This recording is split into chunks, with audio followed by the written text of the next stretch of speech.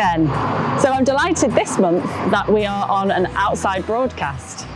I think as we get to the really busy part of back to school, it's important to showcase the hard work and dedication that goes on in independent retailers at the retail end of the schoolwear market. So I'm here today to see Petite Modes in Sale, Greater Manchester. Hi, I'm Rachel from Petite Modes.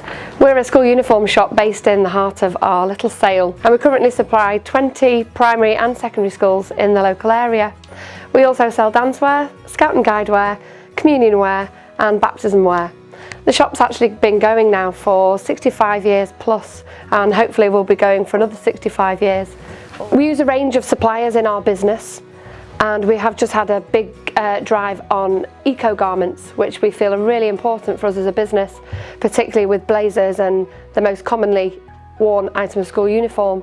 So our eco blazers now from David Luke we're really happy with, and happy to continue to supply them, and we're also helping the planet.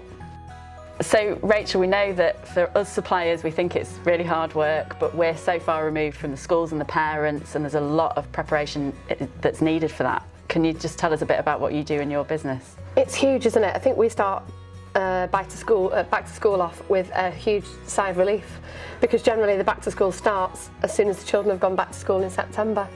So from having that really busy period from June to September, we have a lull of about a week and then it all starts again.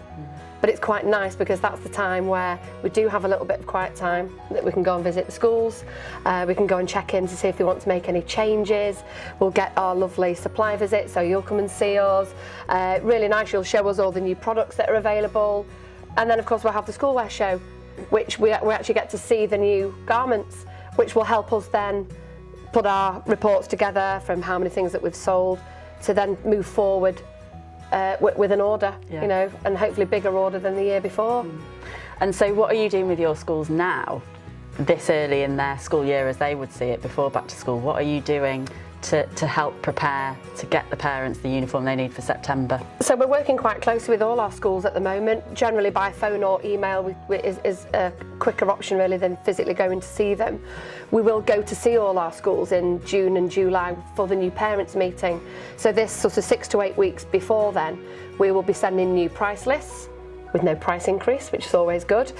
We will be letting the schools know. Edit that out. So we'll go and visit the schools, and we've hiked it up, you know, 50%. No, we will go and see our schools usually we'll send them an email with a new price list there, and let them know any new garments that we've pulled in that are optional to the compulsory list. So your extra water bottles, just little bits, you know, we're now doing summer hats. So just really for school to let the parents know that we have got the stock in now. They can come and have a look, they can come and browse, they can check out our website, really, so that when the summer comes, the parents are really aware of what they need to do, which in turn helps us. Yeah. So talking to a lot of retailers, as I do, there's generally a kind of a love-hate relationship with social media, and lots of people fear it because it's either going to be too much work in your busiest time, or it's going to be full of complaints because it's a very high intensity period.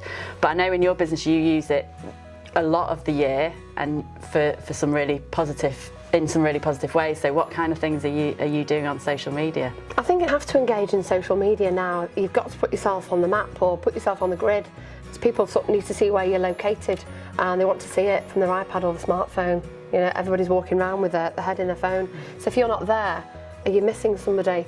We've been on the grid for a long time. We've had a Google My Place for quite a while, and we're also big on the Facebook scene now for about 9 years in, about 3,500 likes, of which I'd like to say 90% of those were organic from customers.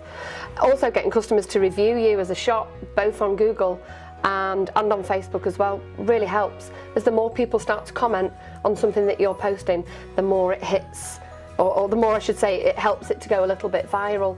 So it really helps your business if you do have that. I'm not an expert on Instagram, I'm not so great on Twitter.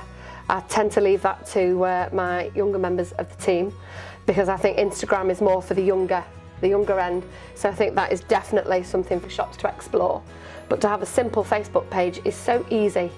You've just got to plan and prepare what you're going to put on it, because there is no point posting every single day and then getting to your back to school and nothing goes on Facebook, you know, and then you go quiet and you need to be out there and active even at your busiest time. You have to be there. Yeah. You know, I said that to Rachel, I said, you've got to get your Facebook page because you're disappearing on you know, the social media scene. What would you say to people who do fear it because they think they'll just receive negative things, complaints or issues being raised? I think that's any business today. I think really in the last year that there's been a massive increase of a lot of negative feedback towards businesses on social media, because now people think that it's easy to sit behind a keyboard and write bad feedback about a shop really without investigating it fully.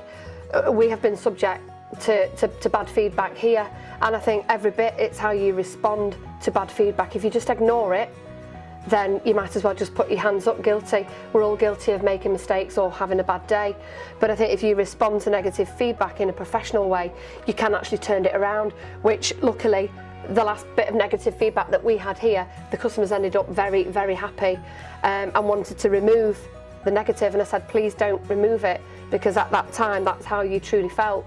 And we look now that actually you're one of my really good customers, so it can work for businesses. So don't be afraid. Get out there and, you know, encourage people to write a review if they've had good service. So it's been absolutely brilliant to see Rachel and what she's doing in her business today. I think it's been wonderful to hear what she's doing on social media as well. So if you've got any experience of it, you've got any comments you want to make, just add them to the comments at the bottom of here.